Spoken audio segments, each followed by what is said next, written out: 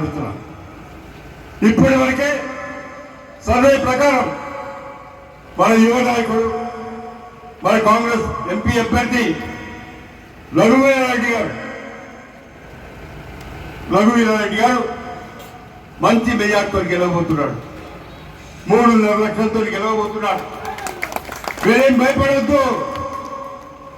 దామన్న ఓడిపోయిందని భయపడాల్సిన అవసరం లేదు.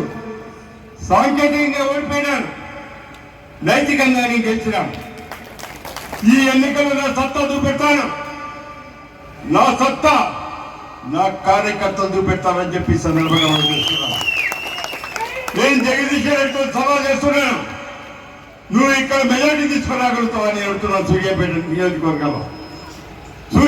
నియోజకవర్గంలో నీ పార్టీకి కానీ నీ పార్టీ క్యాండిడేట్కి కానీ నువ్వు మెజార్టీ తీసుకురాగలుగుతావని అడుగుతున్నాను. తీసుకురాకుంటే నైతికంగా ఒప్పుకొని నువ్వు శాసనసభ్యత్వానికి రాజీనామా చేస్తావని చెప్పి నేను సవాల్ చేస్తున్నాను. నీకంత దమ్ముందా? దీనికి నువ్వు జవాబు చెప్పాల్సిన అవసరం ఉంది. ఈసారి సూర్యాపేట నియోజకవర్గంలో మంచి మెజార్టీతో గెలవబోతున్నాడు. ఇంకో విషయం, అసలు విషయం మర్చిపోతున్నా. మన గౌరవనీయ ముఖ్యమంత్రి రేవంత్ రెడ్డి గారు అయితే వారి మంత్రివర్గ సదస్సులు అయితే మంచి నిర్ణయం తీసుకున్నారు.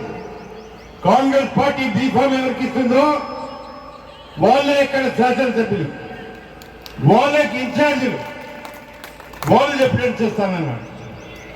ఈరోజు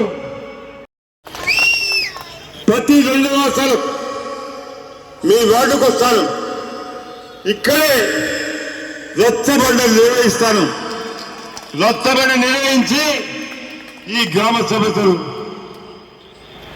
ఇక్కడే తీర్చే ప్రయత్నం చేస్తాను. జై గుర్తుకే, జై గుర్తుకే, జై కాంగ్రెస్.